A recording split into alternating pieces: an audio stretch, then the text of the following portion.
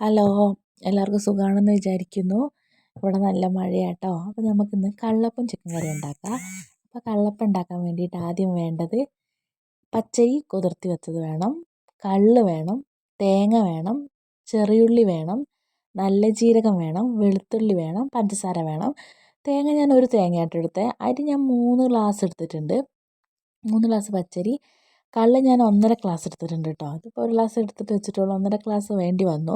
അപ്പോൾ നമുക്ക് ആദ്യം അരിയും കള്ളും കൂടി അരച്ചെടുക്കാം. ആദ്യം അരിയും കള്ളും കൂടി അരയ്ക്കുമ്പോൾ പ്രത്യേകം ശ്രദ്ധിക്കണം, അധികം വെള്ളം കൂട്ടരുത്. അരയ്ക്കുന്നതിൽ അധികം വെള്ളമില്ലാതെ നമുക്ക് അരിയും കള്ളും കൂടി അരച്ചെടുക്കാം.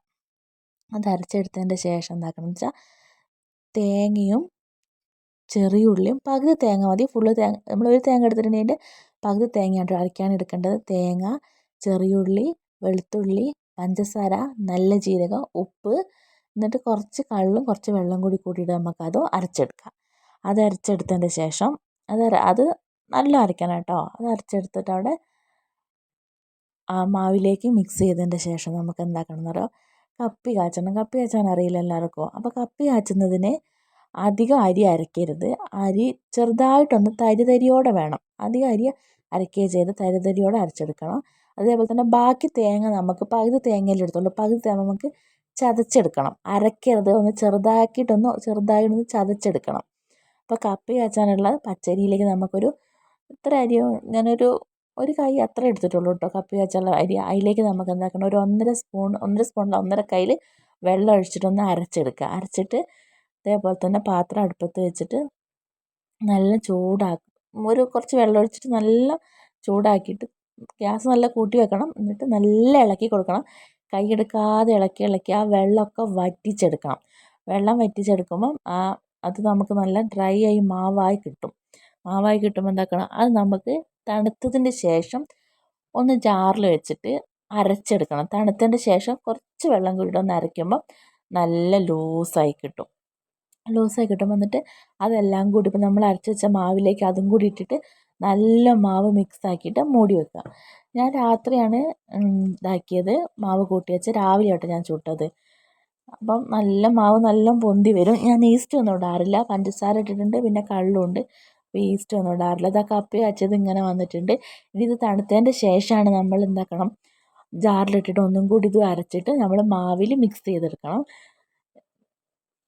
നല്ല മിക്സ് ചെയ്യണം കേട്ടോ.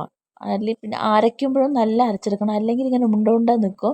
അപ്പം നല്ല തണുത്തതിന് ശേഷം വേണം നമ്മൾ ജാറിലിത് അരച്ചെടുക്കാൻ. അതിൻ്റെ ശേഷം എന്തൊക്കെ അവിടെ വെക്കുക. എന്നിട്ട് രാവിലെ ഇരുന്നിട്ട് നല്ല ചൂടുക. ഞാൻ രാവിലെ ഫസ്റ്റ് ചുട്ടതൊന്നും വീഡിയോ എടുത്തില്ല, മറന്നുപോയി കേട്ടോ. പിന്നെയാണ് മോള് വെച്ചത്, അമ്മേ വീഡിയോ എടുത്തില്ലല്ലോ നമ്മൾ അപ്പം ഉണ്ടാക്കുന്നത് എന്നുള്ളത്. നല്ല പൊന്തിയിരുന്നു കേട്ടോ, മാവ് നല്ല പൊന്തി, നന്നായി കിട്ടി. പിന്നെ ഞാൻ ദോശച്ചട്ടിയിൽ എണ്ണയൊന്നും തേച്ചില്ല, നമ്മൾ സവാളല്ലേ അത് ഒന്ന് തേച്ച് കൊടുക്കുക ചെയ്തത് കേട്ടോ. പകുതി മുറിച്ചിട്ട് അത് തേച്ച് കൊടുക്കുകയാണ് ചെയ്തത്. നല്ല അടിപൊളിയായിട്ട് വന്നിട്ടുണ്ടായിരുന്നു. മക്കൾക്ക് ഇഷ്ടമാണ് കേട്ടോ. കള്ളപ്പം ചിക്കൻ കറി ഇഷ്ടമാണ്. ചിക്കൻ കറി ഞാൻ ഉണ്ടാക്കാറില്ല. ചിക്കൻ എനിക്ക് ഭയങ്കര അലർജി ആയതുകൊണ്ട് ഞാൻ ചിക്കൻ തൊടാറില്ല. മോള് തന്നെയാട്ടോ ചിക്കൻ വെച്ചേ. പറഞ്ഞു കൊടുത്താൽ അവൾ ഉണ്ടാക്കിക്കോളും.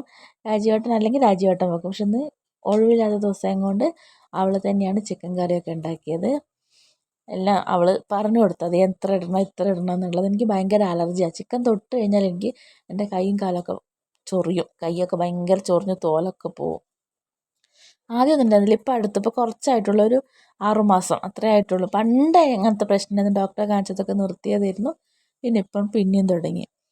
അപ്പോൾ നല്ല അടിപൊളി ചിക്കൻ കറിയും നല്ല ചൂടോടുള്ള കള്ളപ്പവും ഉണ്ട്. അപ്പം മക്കൾക്ക് ഭയങ്കര ഇഷ്ടമായിട്ടുണ്ട്, രാജീവേട്ടന് ഇഷ്ടമായിട്ടുണ്ട്. അതേപോലെ നിങ്ങൾക്ക് ഈ വീഡിയോ ഇഷ്ടപ്പെട്ടിട്ടുണ്ടെങ്കിൽ നിങ്ങൾ ഈ ചാനൽ സബ്സ്ക്രൈബ് ചെയ്യണം, ലൈക്ക് ചെയ്യണം, ഷെയർ ചെയ്യണം, കമൻറ്റ് ചെയ്യണം. അവർ കഴിക്കാൻ പോവാണ്. മക്കൾ ചിക്കൻ കറിയും കള്ളപ്പവും കൂടിയാണ് കഴിച്ചത്. ഞാൻ കള്ളപ്പവും മുട്ടക്കറിയാട്ടോ കഴിച്ചത്. ചിക്കനാണ് എനിക്ക് അലർജി, മുട്ട എനിക്ക് അലർജി ഇല്ല. അതുകൊണ്ട് അത് ഞാൻ കഴിച്ചു. അതും മോളാട്ടോ ആക്കിയത്. അവൾ ചിക്കൻ കറി വെച്ചതിൻ്റെ ശേഷം ഞാൻ അപ്പം ചുടുന്നതിൻ്റെ ഇടയിൽ വേഗം അവളും അത് ചെയ്തു. അപ്പോൾ ഇന്നത്തെ വീഡിയോ ഇത്രയേ ഉള്ളൂ.